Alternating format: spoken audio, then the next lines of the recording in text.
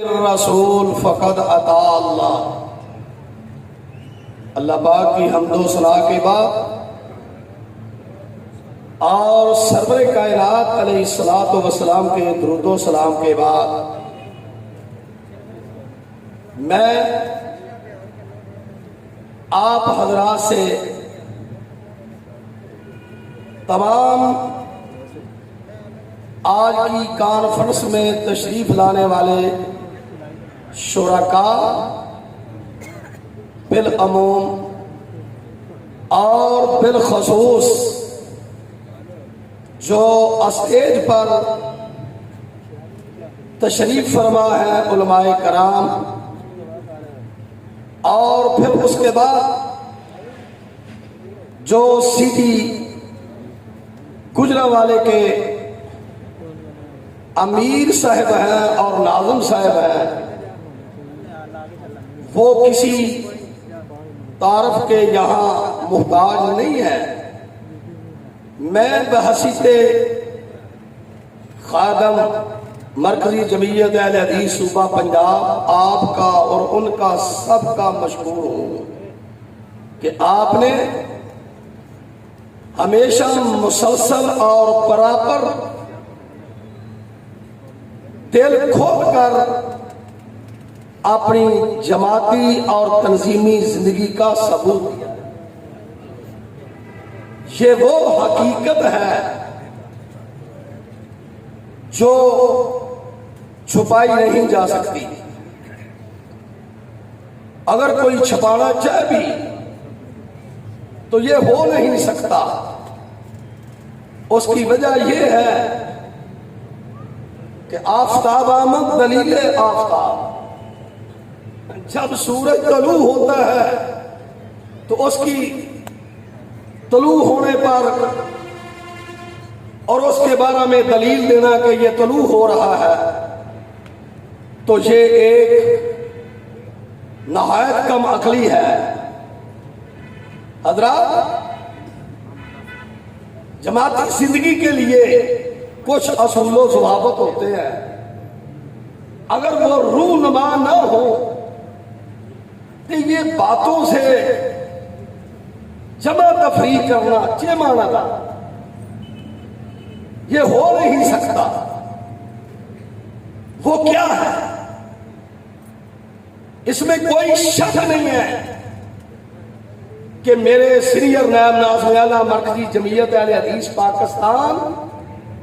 مولانا محمد نعیم but صاحب میرا جن کے ساتھ اور جن کا میرے ساتھ مسلسل اور پراپر 35 برس سفر ہوئے ہیں، اور اس ملک کا بائی روڈ کوئی ایسا شہر، کوئی ایسی تحصیل نہیں ہے جن میں ہم کوئی 20 مرتبہ نہ گئے ہوں، وہاں نہیں پہنچے ہوئے۔ تو وہ فرمایا کرتے تھے کہ یہ مسلک اہل حدیث وہ مسلک ہے جو زمین پر نہیں بنا، آسمان پہ بنا۔ تو حضرات، اس مسلک کی تقویت کے لیے، اس کی نشر و اشاعت کے لیے، اور اس کو بہت احسن طریقے سے ایک پورے دبدبے روب کے ساتھ اور ایک پورے جلال اور خوبصورتی کے ساتھ پیش کرنے کے لیے اور اس کی نشر و اشاعت کے لیے، مضبوط کرنے کے لیے اللہ نے ہمارے کابرین کو، ہمارے بزرگوں کو، سید داؤد غزنوی رحمت اللہ علیہ اور دوسرے ہمارے بزرگوں کو اللہ نے یہ بصیرت دی اور ہمت دی اور جرأت دی۔ انہوں نے اس مسلک کی مضبوطی کے لیے، نشر و اشاعت کے لیے مرکزی جمعیت اہل حدیث کا جو ہے وہ بنیاد رکھ دی۔ تو ہم یہ سمجھتے ہیں کہ مسلک اہل حدیث کی خدمت، اس کی نشر و اشاعت، اس کو گلی اور کوچہ میں پہنچانا اور اس ملک کے کونے کونے میں پہنچانا اور اپنے اہداف کو مکمل کرنا۔ وہ اہداف کیا ہے؟ پہلے نمبر پہ ہے عقیدہ توحید، عقیدہ ختم نبوت۔ تیسرے نمبر پہ ہے جناب یوم البعث وفی الآخرۃ ہم یوقنون۔ چوتھے نمبر پہ ہے ملک پاکستان کا استحکام، وطن عزیز کا استحکام۔ جو باطل قوتیں ہیں ملک پاکستان کو مٹانے والی اور ملک پاکستان کا نقشہ کچھ اور دیکھنے والی، دکھانے والی، اور ہم ان تمام قوتوں کا مرکزی جمعیت اہل حدیث پاکستان کی صورت میں مقابلہ کر کے رہے۔ یہ مسلک کی نشر و اشاعت، اس کی مضبوطی اور جو میں نے اہداف بتائے ہیں، ان کو مضبوط اور مربوط طریقے سے اگر ہم کر سکتے ہیں تو جماعتی پلیٹ فارم پر ہی کر سکتے ہیں۔ تو میں نے جہاں سے بات شروع کی تھی وہ یہ تھی کہ باتوں سے جمع تفریق کرنے سے نہیں ہے، کچھ طریقہ کار ہوتا ہے جماعتی اظہار کا۔ ایک تو یہ ہے کہ اگر مرکزی جمعیت اہل حدیث کے ساتھ منسلک ہے، جماعت کی محبت ہے، جماعت کی عقیدت ہے، جماعت سے مخلص ہے، ایک خطیب یا ورکر یا کارکن یا کوئی مخیر حضرات یا کوئی بھی، تو جناب علی اس کا فرق ہونا چاہیے، لیکن جماعت کی پالیسی کے مطابق ہونا چاہیے۔ فرق تو سارے کرتے ہیں، فرق تو کرتے ہیں، لیکن اس فرق کا کیا فائدہ جو جماعت کی پالیسی اور جماعت کے امیر اور ناظم کے برعکس جو معاملات کو چلایا جائے۔ ایک تو تعلق یہ ہے اگر اس کا فرق، اس کی محنت، اس کی تاب سے جماعت کی پالیسی کے مطابق ہے تو ایک تعلق یہ ہے، اگر ہے تو تعلق ہے، اگر نہیں تو تعلق نہیں ہے۔ اور نمبر دو کہ جناب جانی اور مالی قربانی دینا، یہ ہے تعلق۔ اگر اخلاص ہے، اگر محبت ہے، کیا ہم اپنے ابو ہریرہ ٹرسٹ کو چلا سکتے ہیں لاہور میں؟ ابو ہریرہ ٹرسٹ کے لیے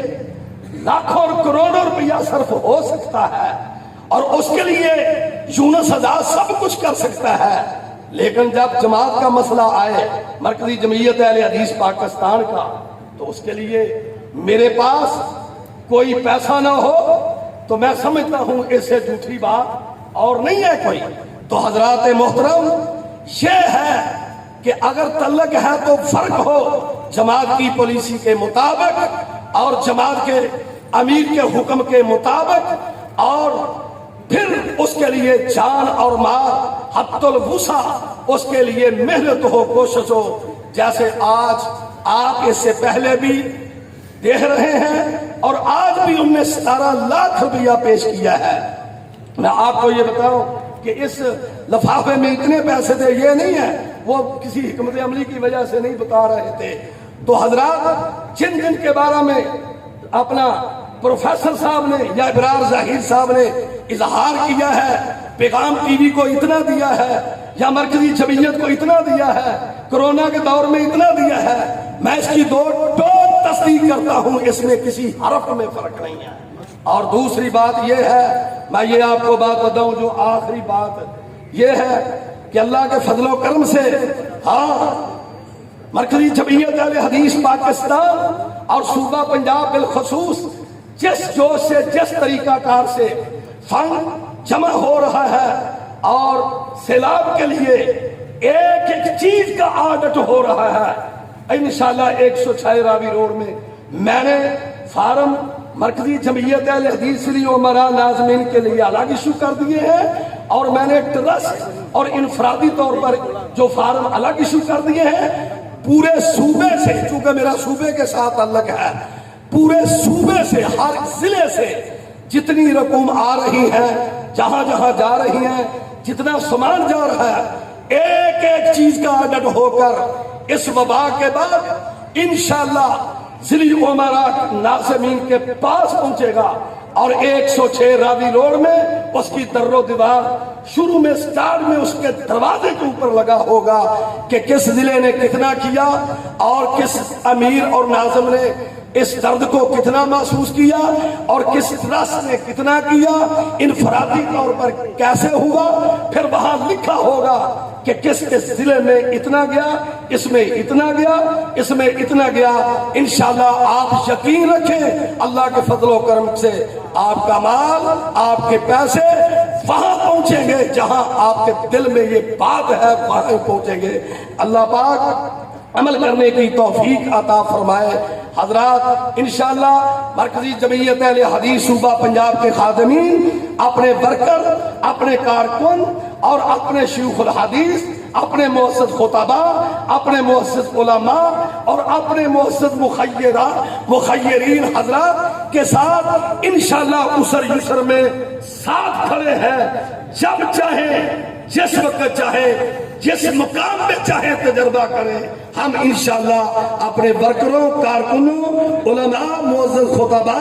اور شیوخ الحدیث، مدارس، مخیر حضرات کے ساتھ اسر یسر میں ساتھ کھڑے ہیں انشاءاللہ۔ اللہ کے فضل و کرم سے میری دعا ہے جہاں جہاں جو علماء کرام یا جماعت کے ورکر اور کارکن اس خدمت میں حصہ ڈال رہے ہیں، اللہ پاک کروڑوں رحمت نازل فرمائے اور ہمیں بھی پوری جرت کے ساتھ واز کرنے کے بعد جہاں جہاں ضرورت ہے صحیح وہاں پہنچانے کی توفیق دے اور ہمت دے اور جرت عنایت فرمائے۔ والسلام۔